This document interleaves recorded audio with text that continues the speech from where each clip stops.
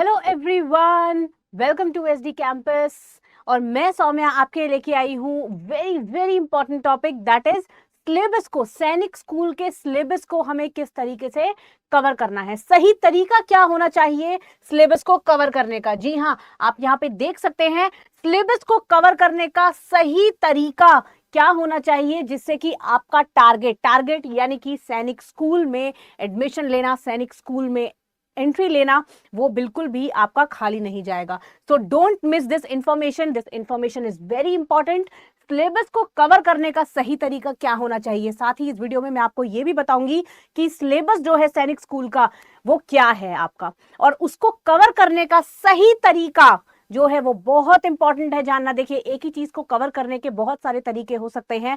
एक डायरेक्शन ए हो सकती है, डायरेक्शन बी हो सकती है, सी हो सकती है, बट सही डायरेक्शन कौन सी है ये पता लगाना बहुत इंपॉर्टेंट है, क्योंकि मेहनत भी जब भी सफल होगी जब आप उसको सही तरीके से करेंगे। तो तरीका सही होना बहुत जरूरी है, यानी कि डायरेक्शन सही होना मेरे प्यारे बच्चों बहुत ही ज्यादा जरूरी है। तो आइए इस वीडियो को स्टार्ट करते हैं। चलिए, सबसे पहले अगर हम देखेंगे, यहाँ पे हम देख सकते हैं क्लास 9 के बारे में। सबसे पहले हम सिलेबस के बारे में एक ओवरव्यू ले लेते हैं। हालांकि सिलेबस पे मैंने एक सेपरेट वीडियो भी बनाई है, डिटेल्ड सिलेबस करके, यूट्यूब चैनल पे ही है, एसडी सैनिक स्कूल। आप वहां पे जाके सिलेबस की जो डिटेल्ड जानकारी है उसे पा सकते हैं। बट यहाँ पे हम देखेंगे सही तरीका क्या होना चाहिए, और साथ ही हम एक ओवरव्यू लेंगे सिलेबस का, क्लास 6 का भी, क्लास 9 का भी। तो यहाँ पे हम क्लास 9 का देख सकते हैं। ये देखिए, ये आपका जो है मैथमेटिक्स का है। देखिए मेरे प्यारे बच्चों, चाहे क्लास 6 की बात हो चाहे क्लास 9 की बात हो, मैथ्स जो है दोनों ही क्लासेस के लिए बहुत इंपॉर्टेंट है। क्यों? क्योंकि हाफ यानी कि 50% ऑफ द पेपर आपका मैथ्स आने वाला है। 50% बेटा बहुत एक सिग्निफिकेंट अमाउंट कैरी करता है। ठीक है, तो ये जो है क्लास 9 का मैथ्स का इंपॉर्टेंट टॉपिक्स है। सिलेबस के ये डिटेल्ड सिलेबस है आपका। ठीक है, हालांकि डिटेल्ड सिलेबस की वीडियो अलग से बना रखी है, वहां पे भी आप देख सकते हो कि देखिए, rational number, linear equation, quadrilaterals, data handling, squares, cube roots, बहुत important topics, triangles, divisibility, unitary method, area, volume, ये देखिए इस तरीके से। ठीक है, और इसके बाद आप देख सकते हो यहाँ पे ये आपका रीजनिंग का है, जहां पे वर्बल आपकी रीजनिंग है, यहाँ पे आपकी लॉजिकल रीजनिंग है, विजुअल रीजनिंग है, सभी तरीके की चीजें हैं। इसके बाद ये स्पॉटिंग दी एरर्स है आपका। ठीक है, sentence improvement, phrases, adjectives, interjections, question tags, adverbs, conjunctions, confusing words, narration, tense forms, इसके बाद verbs, articles, prepositions, gender, pronouns. तो ये इसके इंपॉर्टेंट टॉपिक्स हैं इंग्लिश के। ठीक है, डिटेल्ड सिलेबस है, ये ओवरव्यू दे रही हूं सिलेबस का, ताकि करेक्ट जानकारी, सही तरीका जानने से पहले एक बार आप ओवरव्यू सिलेबस का देख लेंगे, आपके लिए बहुत अच्छा रहेगा। ठीक है, इसी तरीके से ये जो है बेटा आपका एसएसटी, यानी कि एसएसटी जीएस जो है आपका, जीएस वाला पोर्शन जो है क्लास 9 की मैं बात कर रही हूं अभी। ठीक है, तो वहां पे आपके fossil fuel, combustion, flame, force, friction, sound, reflection, metal, non metal, synthetic fibres, plastic, chemical effects, reaching the age of adolescent, ये देखिए conservation of plants, animals, agriculture के बारे में, क्रॉपिंग सिस्टम के बारे में, आपकी कैलोरिक वैल्यू, कैलोरिफिक वैल्यू के बारे में आपका ऑलरेडी टॉपिक्स दिए हुए हैं। ये देखेंगे फर्दर सोशल साइंस के, ट्रांसपोर्ट, कम्युनिकेशन, देखिए बहुत इंपॉर्टेंट टॉपिक है, local self government, law and justice, government के टाइप्स। ठीक है, इसी के साथ ये बेटा आपका क्रैश कोर्स का है, ये मैं वीडियो के एंड में आपको बताऊंगी। ठीक है, चलिए, अब ये जो है आपका, इसके साथ आप देख सकते हैं यहाँ पे क्लास 6 के बारे में हम बात करेंगे। डिटेल्ड सिलेबस जो है क्लास 6 का वो क्या होगा उसके बारे में, अभी तक मैंने 9th क्लास के बारे में सिलेबस के बारे में डिस्कस करा है। ठीक है, हालांकि मैंने ये ओवरव्यू दिया है सिलेबस का, तरीका बताने से पहले एक ओवरव्यू दिया है सिलेबस का। आपकी जो वीडियो है डिटेल्ड सिलेबस की ऑलरेडी मैंने डाली हुई है यूट्यूब पे, एसडी सैनिक स्कूल में। आप वहां पे जाके डिटेल्ड सिलेबस क्लास 9 का भी, क्लास 6 का भी, वहां पे जाके आप रेफर कर सकते हैं उस वीडियो को। यहाँ पे अब मैं ओवरव्यू दूंगी क्लास 6 के बारे में, उसके बाद मैं आपको सही तरीका बताऊंगी। देखिए, क्लास 6 की अगर मैं बात करूं, जो आपका डिटेल्ड सिलेबस है एक बार देख लीजिए। यहाँ पे नेचुरल नंबर, एलसीएम, एचसीएफ, ये मैथमेटिक्स है बेटा। Again 50% of the paper is going to be mathematics, very very important. ठीक है, natural number, LCM, HCF, unitary method, fraction, percentage, speed, time, distance. ठीक है, plain figures, prime numbers, composition numbers, angles, Roman numbers, बहुत important topics है यहाँ पे, complementary angles, fractions, very important. इसके बाद देखेंगे तो रीजनिंग, रीजनिंग में आपकी logical reasoning, visual reasoning, then pattern analysis, special analysis बहुत इंपॉर्टेंट है। इसके बाद आपका इंग्लिश आता है, इंग्लिश में आपका आर्टिकल्स हो गए, सिनोनिम्स हो गए, एडजेक्टिव्स हो गए, प्रोनाउंस हो गए, जेंडर हो गया, कलेक्टिव नाउन्स हो गया, idioms, phrases, singular plural nouns हो गए, ठीक है। देन आपके टेंसेस फॉर्मेट हो गया, ये बहुत इंपॉर्टेंट है। इसके बाद आप देख सकते हो यहाँ पे हिंदी का भी आपको दिया हुआ है, चाहे वो वाक्य विचार हो, वाच्य विचार हो, संज्ञा हो, काल हो, सर्वनाम हो, सभी चीजें यहाँ पे जो है वो दी हुई हैं आपको। ये जो है आपका जनरल नॉलेज का है, क्लास 6 के बारे में मैं बात कर रही हूँ, एक ओवरव्यू दे रही हूँ सिलेबस का, ठीक है। तो यहाँ पे आपके नॉन रिन्यूएबल सोर्सेज, हिस्टोरिकल, देखिए historical monuments, young ones, then body part के बारे में आपको पूछा हुआ है, dance forms, defence, art and culture, very important topics, ठीक है।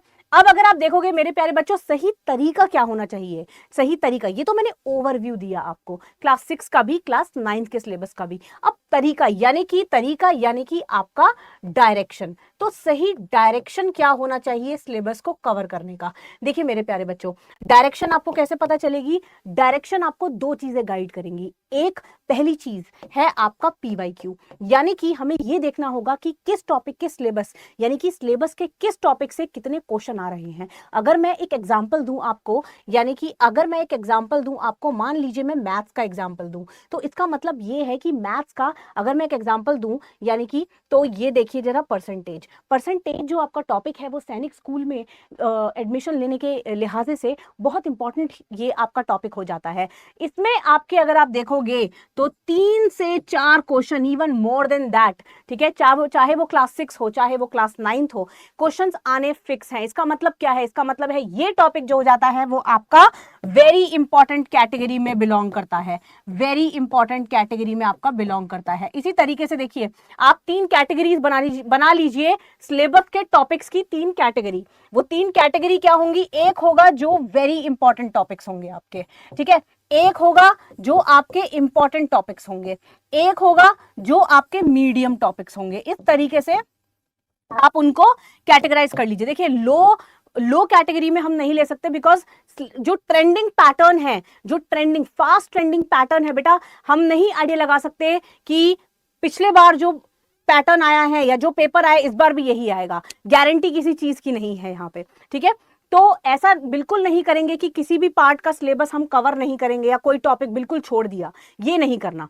अब अगर किसी टॉपिक में आपके 4 से 5 क्वेश्चन आ रहे हैं, ठीक है, 4 से 5 क्वेश्चन आ रहे हैं, या आपके +3 क्वेश्चन आ रहे हैं, इसका मतलब ये है कि वो आपका वेरी इंपॉर्टेंट टॉपिक है, इसका मतलब वो आपका वेरी इंपॉर्टेंट टॉपिक है, ठीक है। तो ये आपका जो है, ये आपका वेरी इंपॉर्टेंट टॉपिक की कैटेगरी में लाई करता है, ठीक है।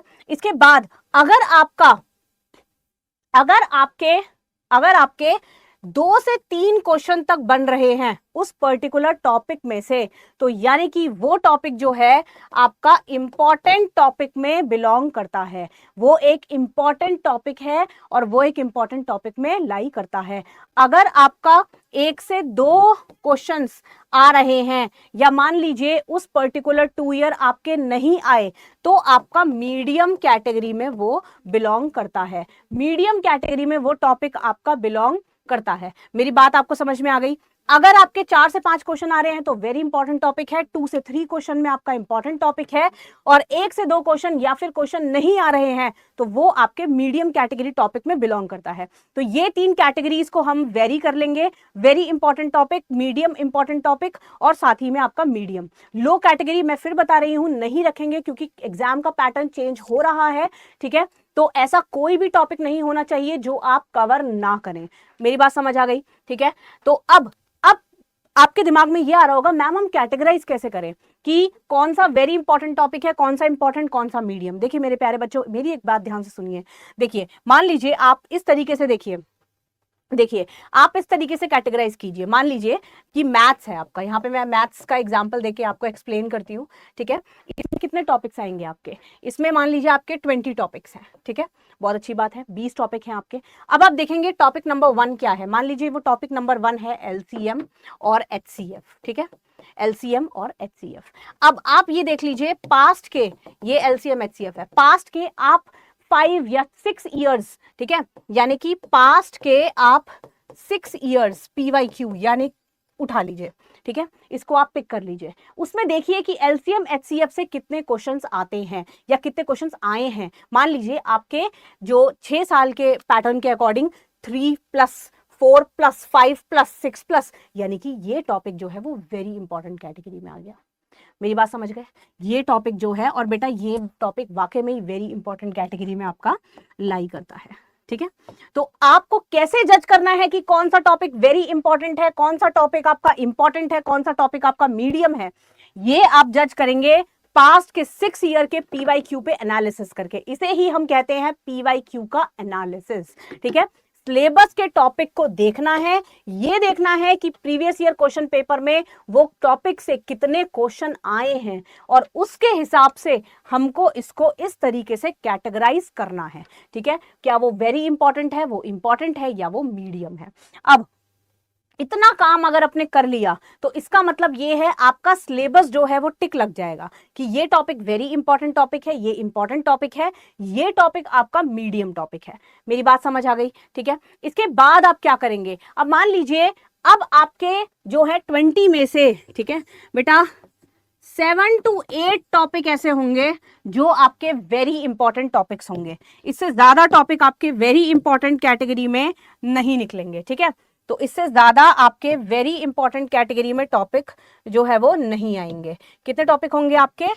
7 to 8 टॉपिक्स इस तरीके से होंगे आपके, जो वेरी इंपॉर्टेंट कैटेगरी में आपके लाई करेंगे। ये टॉपिक्स आपके वेरी इंपॉर्टेंट कैटेगरी में बिलोंग करेंगे, ठीक है।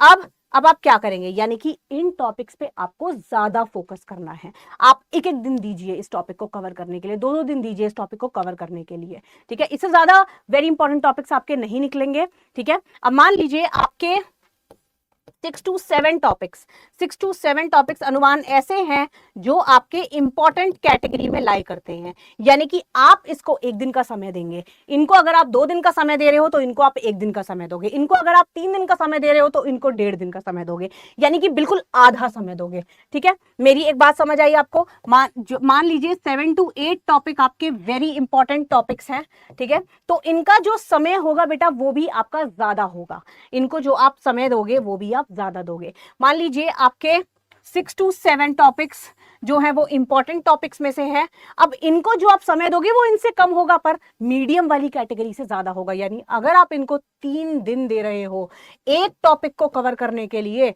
तो यहां पे आप 1.5 दिन दोगे एक टॉपिक को कवर करने के लिए, यानी कि इसके मुकाबले, इस टाइम के मुकाबले बिल्कुल आधा टाइम दोगे, ठीक है। मान लीजिए अगर आपके 5 to 6 टॉपिक जो है वो मीडियम कैटेगरी में बिलोंग करेंगे, ठीक है, मीडियम कैटेगरी में बिलोंग करेंगे। अब इसका मतलब क्या हुआ, आप इन टॉपिक्स को कितने दोगे? आधा दिन दोगे, आधा दिन दोगे आप इन टॉपिक को कवर करने के लिए, ठीक है, आधा दिन दोगे आप इन टॉपिक्स को कवर करने के लिए। इस तरीके से जो है आपको टाइम और सिलेबस और PYQ का मैनेजमेंट करना है। इसे क्या कहते हैं? इसे कहते हैं 3D मैनेजमेंट। मेरी बात समझ आई? 3D मैनेजमेंट क्या होता है? मेरी बात समझ आई? 3D मैनेजमेंट समझ आई? 3D मैनेजमेंट, 3D मैनेजमेंट का मतलब क्या है वो समझ आया? यानी कि आपको टाइम, सिलेबस, ठीक है, और साथ ही में PYQ, ठीक है, टाइम, सिलेबस और साथ ही में PYQ, इन तीनों का जो मिश्रण है आपका, उसको बैलेंस करना ही सैनिक स्कूल में एंट्री लेना है, ठीक है। तो आई होप ये वीडियो आपको अच्छी लगी होगी, ठीक है। इसी तरीके की वीडियोस आप देखते रहिए। SD सैनिक स्कूल यूट्यूब चैनल पे सब्सक्राइब कीजिए और उसको लाइक कीजिए।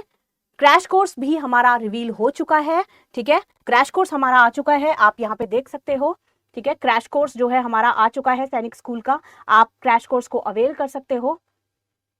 क्रैश कोर्स हमारा लॉन्च हो चुका है, प्राइस बहुत ही मिनिमल है क्योंकि हमारा उद्देश्य है सबको साथ लेके चलना। जी हाँ, सबका साथ सबका विकास, ठीक है।